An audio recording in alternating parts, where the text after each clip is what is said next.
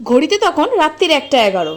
তেনাদেরকে নেমন্তন্ন করেছি, তাই বানাবো ল্যাথখোর বিরিয়ানির রেসিপি। কাটাকাটি বাছাবাছি করার আগে চালগুলোকে একটুখানি ঘুম পাড়িয়ে ভিজিয়ে রাখুন।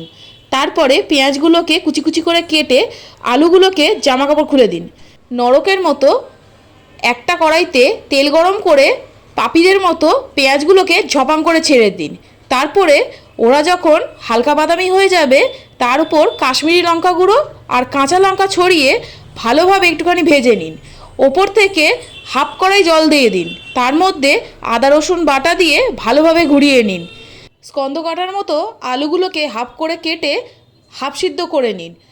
খুন্তির খোঁচা দিয়ে যখন দেখবেন আলু হাফ সেদ্ধ হয়ে গেছে, আলুগুলোকে তুলে নিয়ে যতটা জল ছিল 70% মেরে নিন। গোটা গরম মশলা দিয়ে টকবক করে জল ফুটিয়ে ভিজিয়ে রাখা চালগুলোকে দিয়ে দিন। এবারে যেখানে গ্রেভিটা হাফ করে রেখেছিলেন, তার মধ্যে পরিমাণ মতো গোলাপ জল, কেওড়া জল, মিঠা আতর দিয়ে একটা লেবুর রস পুরো নিংড়ে বের করে নিন। যে পাত্রে দম দেবেন, আলুগুলোকে রেখে ওপর দিয়ে তেল দিয়ে চান করিয়ে পাউডার ছড়ানোর মতো করে গরম মশলাগুলোকে ছড়িয়ে তারপর হাফ সিদ্ধ হয়ে যাওয়া ভাতগুলো ভালোভাবে ছড়িয়ে দিন। এরপর মিঠা আতর এমনভাবে ছড়াবেন গন্ধে যেন আপনি ডাকার আগে তেনারা আপনার বাড়িতে চলে আসে। এরপর গ্যাসকে কম করে দিয়ে উপর থেকে ঢাকনা দিয়ে দিন। আপনাদেরকে আগেই বলেছি ল্যাথখোর বিরিয়ানি।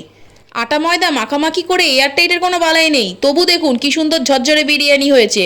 রাত্রির 1টার সময় তেনাদের সঙ্গে আমরা বিরিয়ানি খাই, আর আপনারা ফলো সাবস্ক্রাইব করে আমাদের পাশে থাকুন। আবার ফিরে আসবো অন্য কোনো রেসিপি নিয়ে।